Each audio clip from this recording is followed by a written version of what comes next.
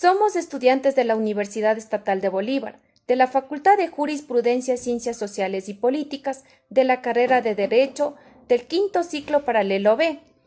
En el presente video abordaremos sobre la teoría del delito, por lo que mi grupo se encuentra conformado por Alicia Chimbo, Marisol Rodríguez, Steven Gallegos, Fernanda Carrillo, Rubí Guamaric. La teoría del delito o teoría de la imputación penal se encarga de definir las características generales que debe tener una conducta para ser imputada como un hecho punible. Esta es producto de una larga evolución de la dogmática penal. Tiene su campo de estudio en la parte general del derecho penal. La teoría del delito no se ocupa de los elementos de los tipos delictivos concretos, sino de aquellos aspectos del concepto de delito que son comunes a todos los hechos punibles. Teoría del delito. Para comprender la teoría del delito es importante conocer a qué se refiere el delito. Tradicionalmente se define el delito como una acción o omisión penada por la ley. En ese sentido, son las acciones o omisiones dolosas o culposas penadas por la ley. La dogmática penal nos plantea que el delito es una conducta típica antijurídica, culpable. Recogiendo las ideas de von List y Belling, sostiene que el delito es el comportamiento humano, típicamente antijurídico y culpable, añadiéndose a menudo la exigencia que sea punible. Es el instrumento conceptual que permite aclarar todas las cuestiones referentes al hecho punible. Sirve de garantía al definir presupuestos que permitan calificar un hecho como delito o falta. La teoría del delito es obra de la doctrina jurídica penal y constituye la manifestación más característica y elaborada de la dogmática y el derecho penal.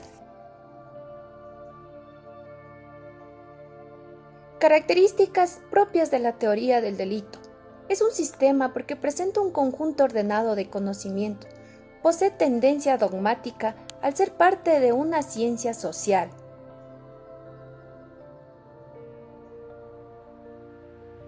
De igual forma, la teoría del delito nace de la ley y se desarrolla a través de un proceso de abstracción científica. Tiene una finalidad práctica. Esto coadyuva a fundamentar resoluciones en sede judicial. Sus funciones más importantes es la garantista, puesto que permite finalmente aplicar la pena. Es la esencia misma de la teoría causalista valorativa. Se trata de valorar la relación de contradicción entre el proceso causal con todo el ordenamiento jurídico. Por ello mismo la antijudicial tiene un carácter objetivo.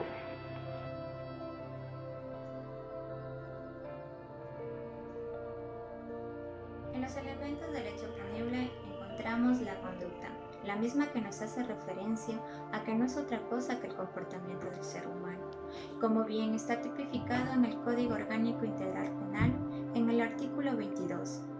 Conductas penalmente relevantes son las acciones u omisiones que ponen en peligro o producen resultados lesivos, descriptibles y demostrables. No se podrá sancionar a una persona por su identidad, su peligrosidad o características personales. Como elementos configuradores tenemos a la persona, ser humano capaz de derechos y obligaciones, sujeto de derecho. La voluntad, que es la potencia y facultad del alma para obrar o abstenerse. La exteriorización, que es sacar algo al exterior, algo íntimo para hacerlo público.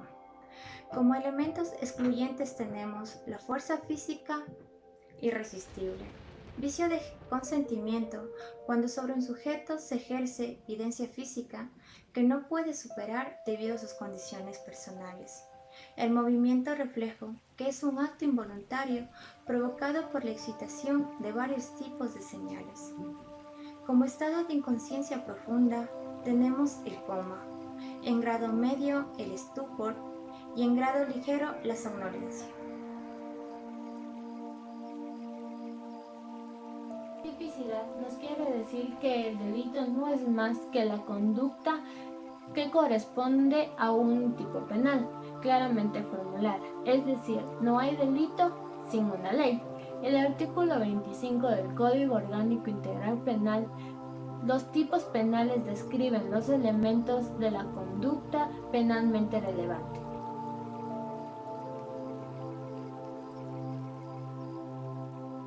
Elementos configuradores. En la vertiente objetiva tenemos el sujeto activo, es el autor, cómplice o encubridor del delincuente en general. Sujeto pasivo, persona titular del bien jurídico. El bien jurídico protegido se refiere a los bienes que son efectivamente protegidos por el derecho. Verdugo rector. Son los elementos puros de la tipicidad de los que se basa la ley para describir un delito. Medios empleados. Son todos los medios empleados para cometer un delito. Relación de causalidad. Es la relación de la conducta con el resultado. Imputación objetiva. Se atribuye el delito y la acción a quien se lo merece. En la vertiente subjetiva tenemos dolo. En el artículo 26 del Código Orgánico Integral Penal, actúa con dolo la persona que tiene el designio de causar daño. Responde por delito preterintencional la persona que realiza una acción u omisión de la cual se produce un resultado más grave de la que quiso causar y será sancionado con 1/3 de la pena. Culpa. El artículo 27 del Código Orgánico Integral Penal actúa con culpa la persona que infringe el derecho objetivo de cuidado que personalmente le corresponde, produciendo un resultado dañoso. Esta conducta es punible si se encuentra tipificada con infracción en este código. Elementos excluyentes. Es la ausencia de un elemento de tipo objetivo y la ausencia de un elemento de tipo subjetivo. Culpabilidad. La conducta se debe reprochar jurídicamente al sujeto por no haber hecho lo que debía hacer cuando sabía que estaba haciendo algo distinto de lo obligado por el mandato o lo prohibido por él. Las condiciones dentro de las que actuó u omitió son consideradas por el derecho suficiente para permitirle optar entre cumplir el mandato o violarlo. En el artículo 34 del Código Orgánico Integral Penal, para que una persona sea considerada responsable penalmente, deberá ser imputable de actuar con conocimiento de la antijuricidad de su conducta. Tenemos como elementos configuradores lo que es imputable. Un individuo a quien cabe atribuirle un delito por la conciencia, libertad, voluntad y lucidez con que ha obrado. En los elementos excluyentes tenemos imputable, un individuo que se encuentra eximido de responsabilidad penal, es decir, no podrá ser castigado bajo ningún punto de vista de la legislación vigente, por no poder comprender la ilicitud de un hecho punible que haya cometido.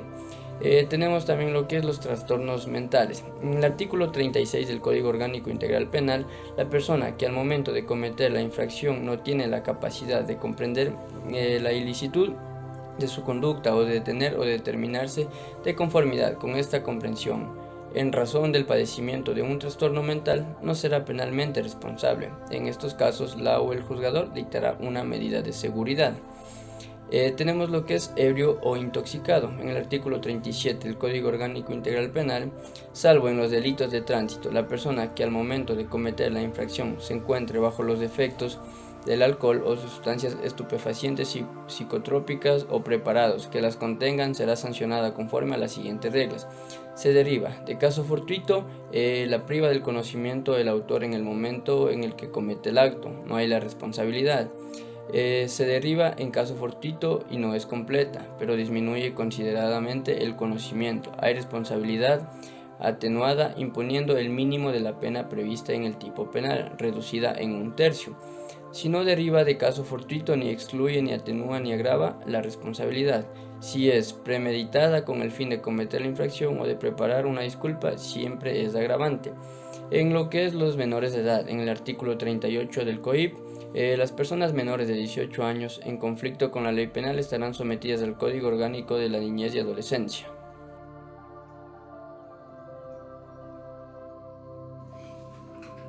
La antijuricidad es uno de los elementos esenciales del delito cuya fundamentación radica en los preceptos penales. No puede ser simples coacciones impuestas bajo amenaza del castigo, pues se ha de tenerse en cuenta que en el derecho penal positivo ha de ser regido por una serie de límites políticos y criminales. Significa contradicción en el derecho y el ordenamiento jurídico. En el artículo 24 del Código Orgánico Integral Penal, para que la conducta penalmente relevante sea antijurídica, deberá amenazar o lesionar sin justa causa un bien jurídico protegido por este código. Antijuricidad material. Es una conducta punible.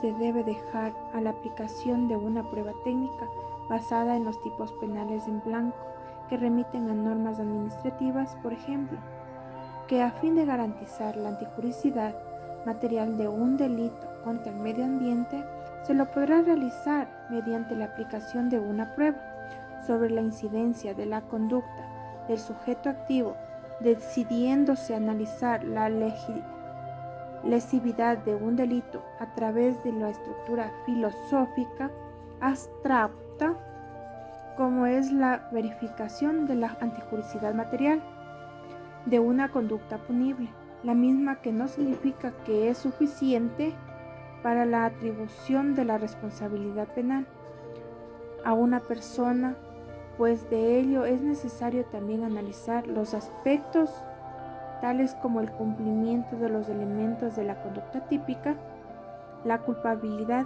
y la ausencia de las causales de la justificación.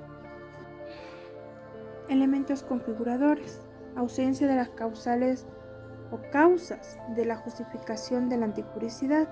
Son aquellas que eliminan, que excluyen la antijuricidad de un acto típico, las que hacen que un acto inicial y aparentemente delictivo, por estar de acuerdo de algún tipo o tipo penal o legal, esté intrínsecamente justificado.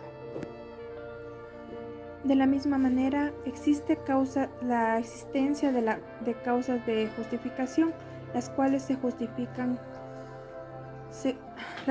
la justificación constituyen el aspecto negativo de la antijuricidad.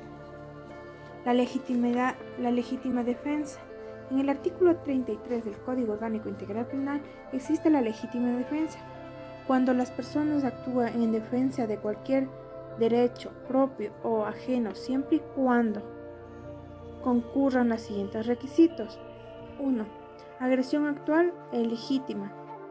Necesidad racional de la defensa.